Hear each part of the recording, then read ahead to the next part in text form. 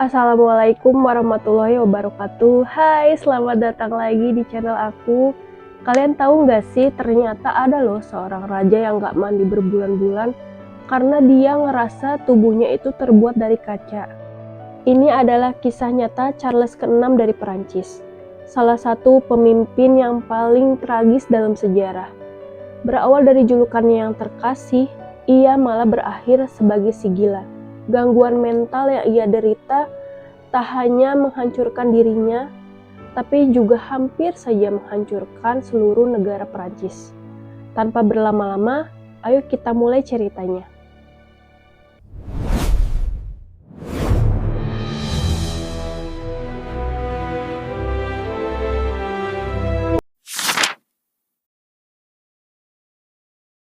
Charles ke-6 lahir pada 3 Desember 1368 di Hotel Saint-Paul, Paris. Ia merupakan putra dari Raja Charles ke-5, penguasa dari Wangsa Valois yang dikenal cerdas dan bijaksana, serta permaisuri Jane dari Bourbon. Setelah ayahnya wafat pada 16 September 1380, Charles ke-6 naik tahta sebagai ahli waris sah dan dinobatkan di Katedral Reims pada 4 November 1380. Karena Charles ke-6 baru berusia 11 tahun saat naik tahta, pemerintahan sementara dikendalikan oleh Dewan Perwalian yang terdiri dari 4 pamannya. Philippe yang berani, Adipati Borgonni, Jean Adipati Berry, Louis pertama Adipati Anjou, dan Louis kedua Adipati Bourbon. Meskipun ambang usia dewasa bagi raja ditetapkan pada 14 tahun, para adipati ini enggan melepas kendali. Mereka terus mencengkram kekuasaan hingga Charles ke-6 akhirnya mengambil alih tahta secara mandiri pada usia 21 tahun. Di tengah masa perwalian ini, tepatnya pada 17 Juli 1385, Charles yang berusia 17 tahun menikahi Isabeau dari Bayern, yang saat itu berusia 14 tahun. Pernikahan ini bukan sekedar ikatan romantis, melainkan aliansi politik strategis. Dari pernikahan ini, Isabeau melahirkan 12 orang anak, termasuk Charles ke-7 yang kelak akan meneruskan tahta di masa depan. Di bawah kendali paman-pamannya, kekayaan negara yang sebelumnya dikumpulkan dengan susah payah oleh Charles ke-5 ludes demi ambisi pribadi mereka. Ketamakan ini menguras kas kerajaan hingga memaksa kenaikan pajak yang mencekik. Akibatnya, rakyat terjebak dalam kesengsaraan, memicu ketidakpuasan luas dan berbagai pemberontakan di seluruh negeri akibat korupsi yang merajalela. Titik balik terjadi pada tahun 1388. Charles ke-6 mengambil alih kekuasaan penuh, memecat paman-pamannya, dan memanggil kembali para penasihat ayahnya yang kompeten, yang dikenal sebagai Marmoset. Periode ini membawa angin segar bagi Prancis. Kondisi politik dan ekonomi membaik secara signifikan. Atas keberhasilannya memulihkan keadaan, rakyat dengan penuh harapan menjulukinya Le Bien-aimé, yang terkasih. Namun di balik itu semua, Charles ke-6 memikul beban politik dan militer yang sangat berat. Intrik istana dan perebutan kekuasaan terus berlangsung, sementara Prancis masih terlibat dalam Perang 100 tahun melawan Inggris. Perang 100 tahun adalah konflik panjang antara kerajaan Inggris dan kerajaan Prancis yang berlangsung dari 1337 hingga 1453. Walau namanya 100 tahun, perang ini sebenarnya berlangsung sekitar 116 tahun dan penyebab utamanya yaitu klaim tahta Prancis, perebutan wilayah, dan kepentingan ekonomi. Tekanan kumulatif dari perang inilah yang diduga kuat menjadi salah satu faktor pemicu runtuhnya kondisi mental Charles ke-6 di kemudian hari.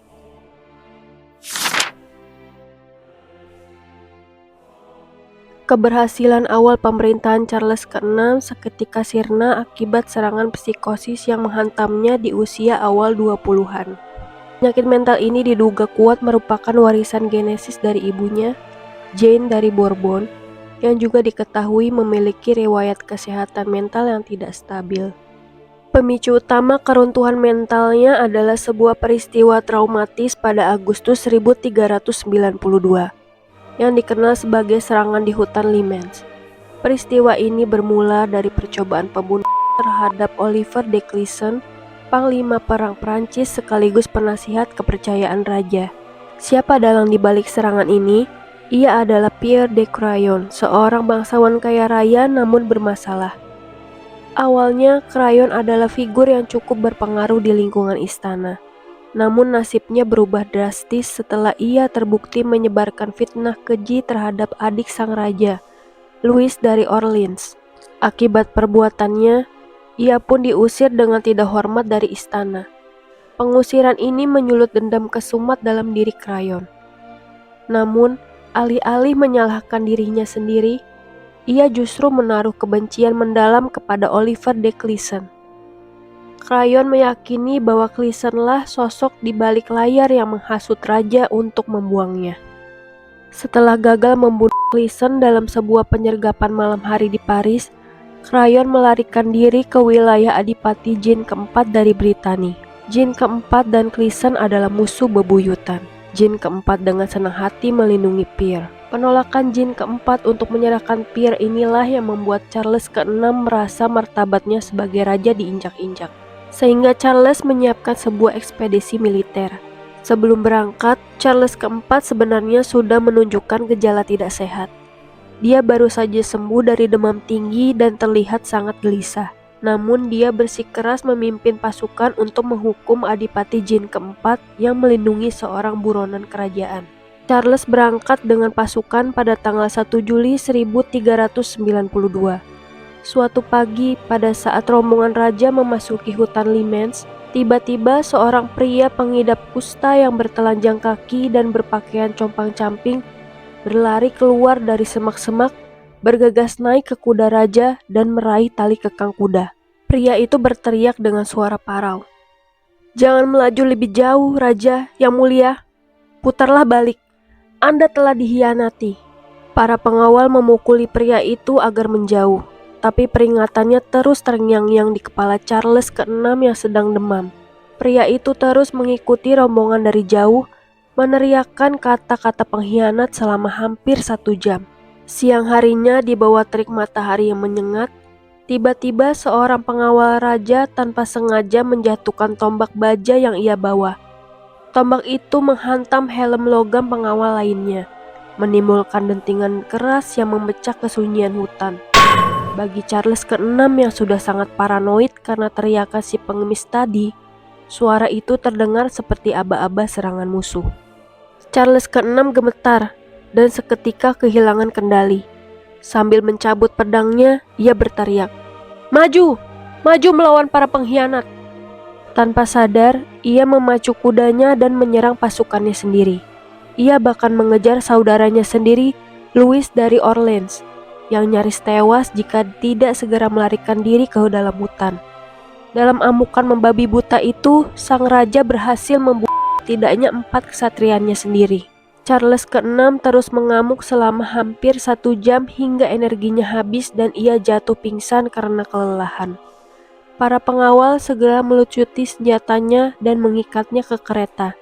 Ketika terbangun, ia tidak mengingat apapun yang telah terjadi dan jatuh ke dalam koma selama beberapa hari.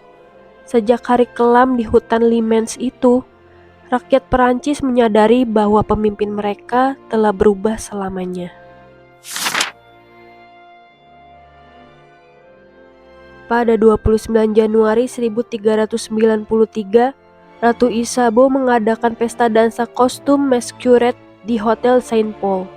Tujuannya mulia, merayakan pernikahan salah satu pelayan kesayangan ratu sekaligus menghibur Charles keenam yang baru saja pulih dari serangan mental pertamanya di hutan Limens. Untuk memeriahkan suasana, Charles keenam dan 5 bangsawan tinggi lainnya memutuskan untuk menampilkan tarian orang liar atau Charivari, sebuah tradisi populer masa itu yang identik dengan kostum unik dan gerakan jenaka. Mereka mengenakan pakaian linen ketat yang diolesi pitch atau resin pohon yang sangat lengket, lalu ditempeli ramik kering agar terlihat berbulu seperti monster hutan. Tanpa mereka sadari, kombinasi rami dan resin ini adalah bahan yang sangat mudah terbakar. Sadar akan resiko tersebut, sang raja sempat mengeluarkan perintah tegas. Seluruh pembawa obor harus berdiri di pinggir ruangan dan dilarang keras mendekati para penari. Saat suasana pesta sedang memuncak, para orang liar ini menari dengan posisi saling dirantai satu sama lain. Di saat itulah adik sang raja, Louis dari Orleans, masuk ke ruangan dalam kondisi mabuk berat. Diliputi rasa penasaran ingin mengenali wajah di balik kostum tersebut, Louis mendekati obornya ke arah para penari. Malapetaka pun terjadi dalam sekejap mata.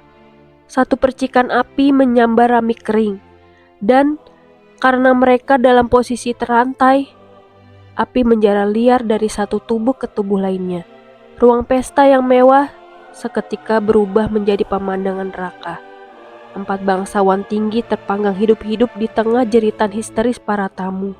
Salah satu kesatria, Ogier Denantolit, berhasil selamat karena dia segera melepaskan rantai dan melompat ke dalam tong besar berisi air cucian piring, atau menurut beberapa sumber, ia melompat ke dalam tong besar berisi anggur.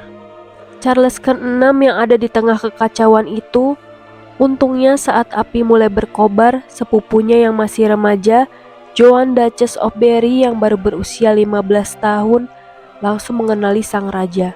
Dengan sangat berani, Joan menarik Charles ke samping dan menutupi tubuh raja dengan rok gaunnya yang besar dan tebal untuk melindungi raja dari percikan api dan hawa panas. Tindakan cepat gadis ini berhasil menyelamatkan nyawa Charles ke-6. Secara fisik, Charles ke-6 memang selamat dari kobaran api. Namun jiwa sang terkasih seolah ikut hancur bersama rekan-rekannya malam itu. Bayangkan, sebuah pesta yang harusnya penuh tawa dan menjadi ajang pemulihan dirinya justru berubah jadi jeritan kematian dalam hitungan detik. Trauma ini menjadi paku terakhir bagi kesehatan mentalnya. Charles tidak pernah benar-benar kembali. Ia mulai mengalami delusi yang aneh. Salah satunya adalah keyakinan bahwa tubuhnya terbuat dari kaca. Ia menolak disentuh oleh siapapun karena takut tubuhnya akan pecah berkeping-keping. Seiring memburuknya kondisi mental pasca tragedi, Charles ke-6 terjebak dalam sebuah penjara psikologis yang semakin gelap. Perlahan namun pasti, ia mulai kehilangan ingatan akan kehidupan pribadinya. Suatu hari ketika istrinya Ratu Isabeau datang menemuinya, Charles justru memandang istrinya dengan tatapan asing dan bertanya kepada pelayannya, "Siapa wanita yang terus menggangguku ini?" Rasa asing itu berubah menjadi ketakutan. Ia kerap berlari menjauh karena merasa terancam oleh kehadiran istri dan anak-anaknya sendiri. Tragisnya, Charles bahkan mulai melupakan identitasnya sebagai Raja Perancis. Ia tidak lagi mengenali dirinya sebagai seorang raja. Dalam dunianya yang kini pecah, ia hanya merasa nyaman dan mengenali para pelayan setianya. Sementara orang-orang terdekat yang paling mencintainya dianggap sebagai orang asing yang berbahaya. Memasuki tahun 1405 saat usia Charles ke-6 37 tahun, delusinya memasuki fase yang ekstrim. Ia mulai menganggap bahwa dirinya terbuat dari kaca yang sangat tipis. Dalam pikirannya, ia bukan lagi manusia berdaging dan bertulang, melainkan sebuah pajangan yang bisa hancur berkeping-keping jika tersentuh. Rasa takutnya akan pecah membuatnya melakukan hal-hal yang tidak masuk akal. Ia memerintahkan penjahit kerajaan untuk menyisipkan batang-batang besi atau tulang penyangga yang kuat ke dalam pakaiannya. Ia juga mengenakan busana yang sangat tebal dan berlapis-lapis sebagai bantalan pelindung. Tujuannya adalah agar jika ia tidak sengaja tersenggol atau jatuh, kaca di tubuhnya tetap terlindung dan tidak retak. Delusi ini membuatnya sangat paranoid terhadap orang lain. Ia akan berteriak histeris jika ada pelayan atau anggota keluarga yang mencoba mendekat. Ia tidak mau dipeluk, tidak mau dibantu berjalan, dan yang paling parah, ia menolak mandi atau berganti pakaian selama berbulan-bulan. Karena takut proses melepas baju akan menarik kulit kacanya sampai hancur. Akibatnya, kesehatan fisiknya menurun drastis dan tubuhnya dipenuhi luka serta infeksi. Jika terpaksa harus bergerak, Charles akan berjalan dengan sangat pelan, kaku dan berhati-hati. Ia akan menghindari permukaan yang keras dan lebih suka duduk diam selama berjam-jam tanpa bergerak sedikit pun, persis seperti sebuah patung kaca di atas meja. Setelah delusi kacanya semakin parah, Charles tidak lagi bisa memerintah. Ia sering menghabiskan waktu di sudut istana, takut bergerak, dan sering tidak mengenali siapa dirinya. Kondisi ini membuat Prancis jatuh ke dalam perang saudara antara faksi Armagnac dan Bourgogne yang saling sikut berebut pengaruh atas raja yang kosong tersebut. Kekacauan internal ini menjadi celah bagi Raja Henry kelima dari Inggris untuk melakukan invasi besar-besaran, yang berpuncak pada kemenangan mutlak Inggris di pertempuran Agincourt pada tahun 1415. Karena kondisi mentalnya yang tidak kompeten, Charles ke-6 dipaksa menandatangani perjanjian Troyes tahun 1420, sebuah dokumen yang secara tragis menyerahkan mahkota Prancis kepada sang raja Inggris. Dalam perjanjian itu, putra kandungnya sendiri, calon Charles ke-7, dinyatakan sebagai anak haram dan kehilangan hak waris atas tahta ayahnya. Di penghujung hayatnya, Charles ke-6 hidup tak ubahnya seorang tahanan di istananya sendiri. Ia seringkali ditinggalkan dalam kesendirian oleh istrinya Isabeau yang lebih sibuk dengan intrik politik dan aliansi baru.